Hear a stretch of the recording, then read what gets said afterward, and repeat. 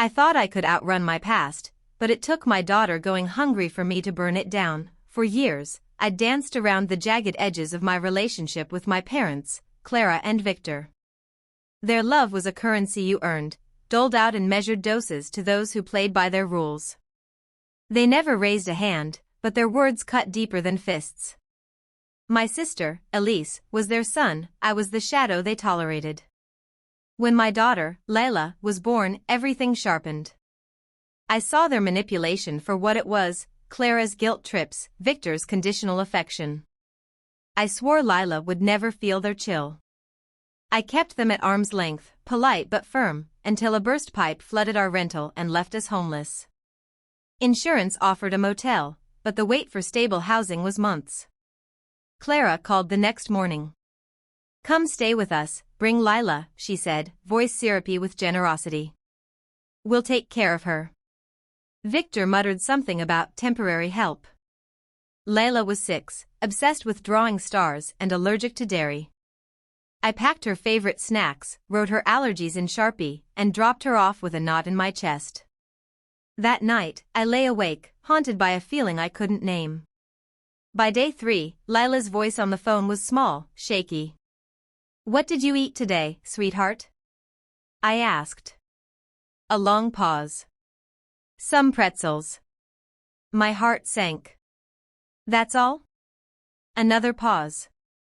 "Grandma said dinner's for family, and I'm just staying over." The phone hit the floor.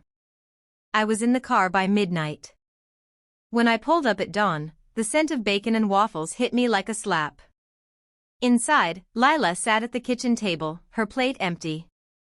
Victor shoveled eggs into his mouth. Clara scrolled her phone, sipping tea. "Where's her food?" I demanded. Clara didn't look up. "She ate earlier." Lila's voice was barely audible. "I didn't." Victor scoffed. "She had pretzels last night." "She's fine." I stared at my daughter, pale, curled in on herself, learning to disappear. "Why isn't she family?" I asked, voice trembling. Clara sighed. "She's your kid, not ours. We're not obligated." Victor added, "Elise's boys, they're here all the time. They're different." There it was. Elise is the favorite, whose sons had their own rooms in this house, while Lila was treated like a stray. I didn't yell. I scooped Lila up, her small frame light as air, and said, "We're done." Clara called after me, "You're blowing this out of proportion over a snack." I didn't look back. At a diner, Lila poked at her waffles, too queasy to eat. "My tummy hurts," she whispered. That broke me more than their words. Back at the motel, Lila clammed up whenever I mentioned it. How do you tell a 6-year-old that some people love the idea of family more than the people in it?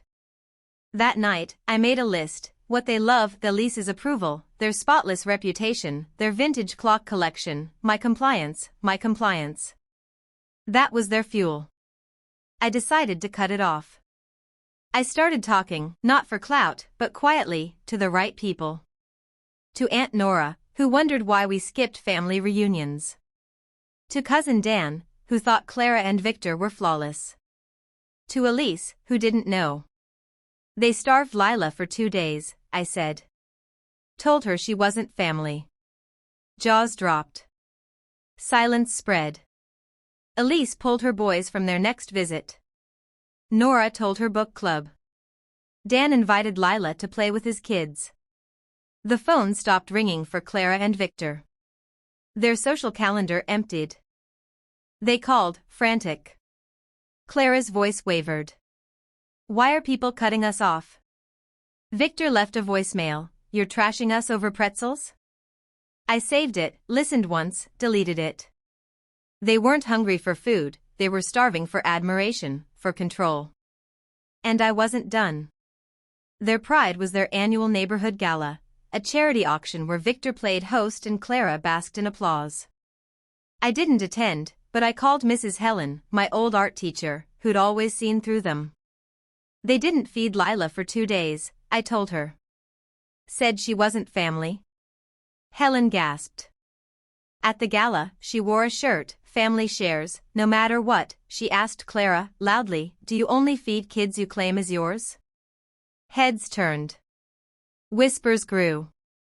2 neighbors I'd confided in echoed her during toasts. It wasn't sabotage, it was truth, laid bare.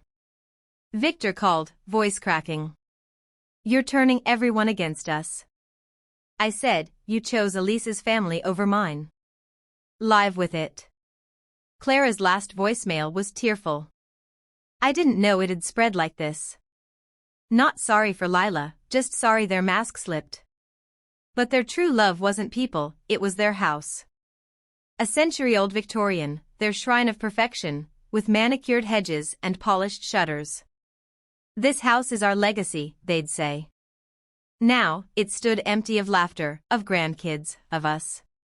I sent them a package, photos of Lila's drawings, her first bike ride, me and her at the park, none of them included.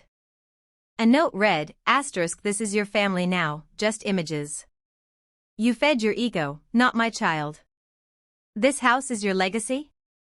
It's a tomb, Elise called weeks later. The house was dark, curtains closed, their spirit dim. They're not themselves, she said. Good, I replied. That's how Lila felt. Time passed. Lila's smile returned, her questions bubbling up. Do stars get lonely? Do grandparents always forget food? One day, she asked to see their house. We parked across the street. The lawn was wild, the paint peeling. A shadow moved behind a window, then stilled. Is anyone there? Lila asked. Not anymore, I said. She leaned against me. I'm not hungry now, Mommy.